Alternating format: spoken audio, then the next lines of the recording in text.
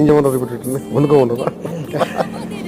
It's amazing. ఇది మీరు పూలు కంటే కూడా ఇది ఇస్తే బెటర్.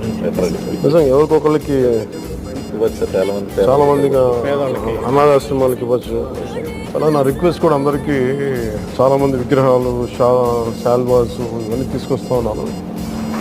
ఆ వచ్చేవారందరికి కూడా ఒకటి ఏదైనా తీసుకొస్తే టోకెన్స్ భవిష్యత్తులో మన సమీప భవిష్యత్తులో రాబోయే అన్నా క్యాంటీన్స్కి ఏదైనా మీరు కాంట్రిబ్యూషన్ లాగా ఏదైనా అలాంటి టోకెన్స్ అన్నా ఇవ్వండి. వాళ్ళు గివ్ టు గవర్నమెంట్, మన ప్రభుత్వానికి ఇద్దాం.